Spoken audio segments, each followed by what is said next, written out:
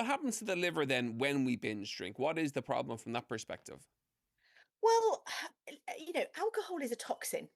So, when you've got a system full of alcohol, it's toxic to all of your body cells, but particularly your liver cells. Your liver cells are called hepatocytes, and what they do is they start to become injured, and they swell and they burst. And it causes an injury, and it might not be an injury that you notice. So it's a bit like high blood pressure. Sometimes we're doing damage to our liver. We don't know that we are until it's too late. But that's exactly what's happening. So what you have to think about is just drinking less, but also there are some important tips. So I've already talked about having soft drinks, glass of water or soda water or whatever in between. But also, it's good when you drink alcohol, particularly if you're maybe predicting it might be closer to a binge.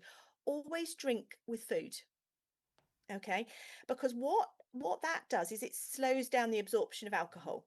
So the worst thing we can do is drink on an empty stomach, because the alcohol gets very, very rapidly absorbed from your stomach into your system, and straight into your liver. And not only does it make you drunk more quickly, but actually it causes more damage. So it's always good. And this is what another thing that the Europeans are much better at doing is when they drink, they tend to drink with the meal, Hmm. and that slows down the absorption of alcohol over a number of hours, and that's much more of a healthy thing to do. And the other thing to remember is also that particularly women, and as we get older, we're also less good at breaking down alcohol. So women have a lot lower levels of the enzyme that breaks down alcohol in Hmm. their bodies than men. So we're a little bit of a disadvantage there. And also, as we get older, we have lower levels of that enzyme.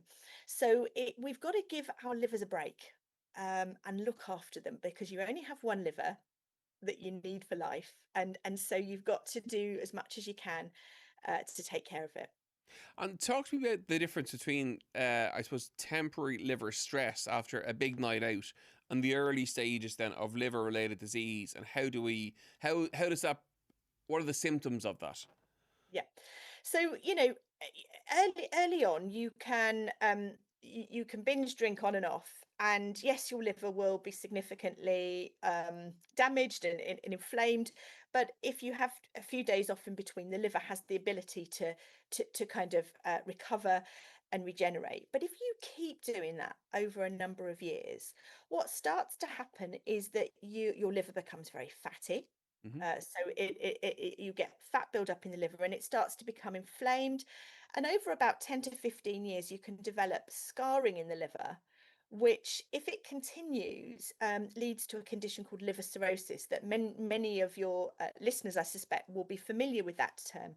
And what liver cirrhosis effectively is, it's a scarred, small, shrunken liver that's the result of a number of years of sustained damage to the liver. But what is really, really important to recognize is that actually in the early stages, things are very reversible.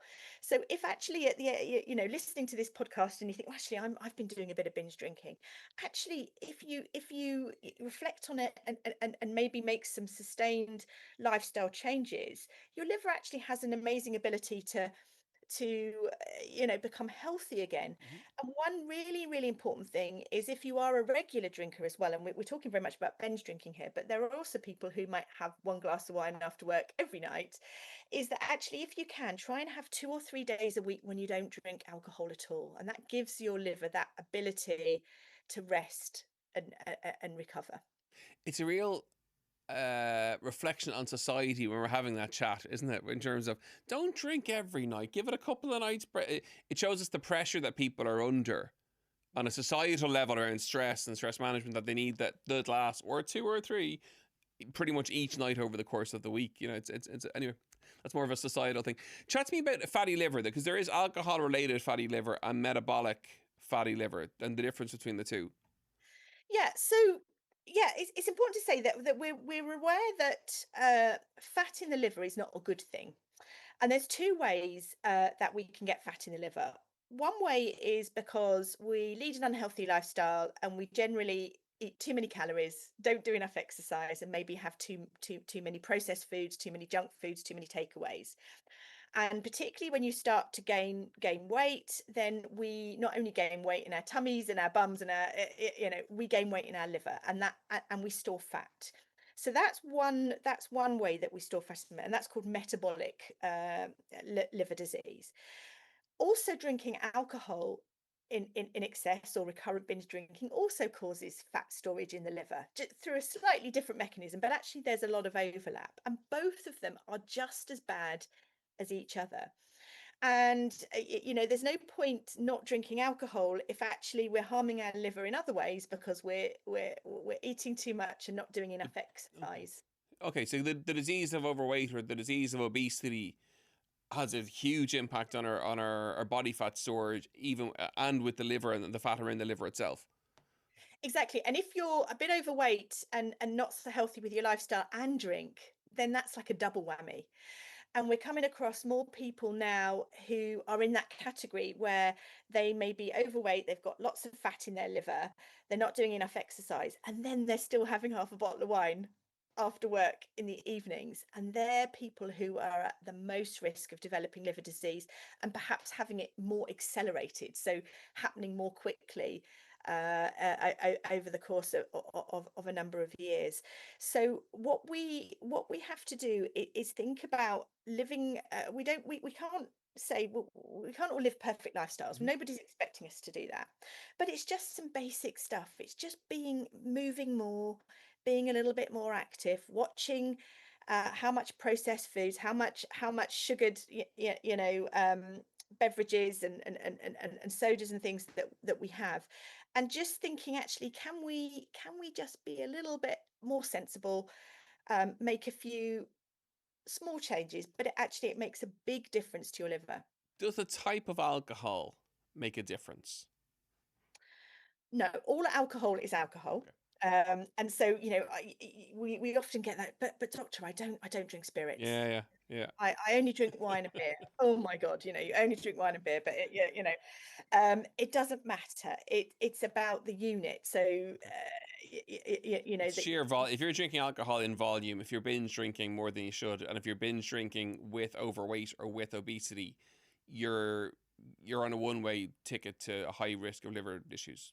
Yeah, you are. And then that you've got to ask the question, should I be reflecting on what I'm doing? Should I be making changes to my life? And actually, should I maybe be going to my GP and asking for a bit of a liver checkup or a liver MOT? Brilliant. You're bringing me exactly where I wanted to go. If someone has a concern, so people are listening in, their ears are pricking now. Yeah, I tick two or three of those boxes. I want to get it checked. You go to your GP. What happens in that process? What do they check for? Right. So, chances are at that stage, no one will have any symptoms. Yeah. You'll feel fine. Although sometimes people do feel a little bit tired and maybe not so energized and things like that. But generally, people won't have any symptoms. But if you go to your GP and say, look, I'm worried about my liver, I'm worried it might be fatty. Can you check it? And what a GP will do, or a primary care physician or team will do, is that they'll probably check your liver blood test. That's a tube of blood, and they can look to see how inflamed the liver is on that blood test. But then the liver blood test could still come back normal. But the other thing that we're really recommending people have done now is a very, very easy, non-invasive 5-minute test, and that's to ask for something called a fibroscan.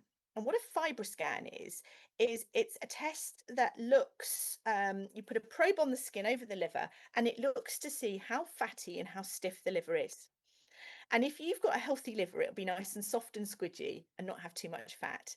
And then as the liver becomes more unhealthy, it becomes more fatty and it becomes stiffer and harder. And so what that fibroscan can do is tell us how stiff and hard your liver is. And that's very easy to be arranged by your GP now in the community. And we really, really recommend that that's done. And in fact, the British Liver Trust have been amazing because they've also had a number of buses going around the UK. There may be one in an area near you where they'll go to supermarket car parks or town centres, whatever. And actually, you can even go into some of these into the bus and actually have your liver stiffness Wow. measured.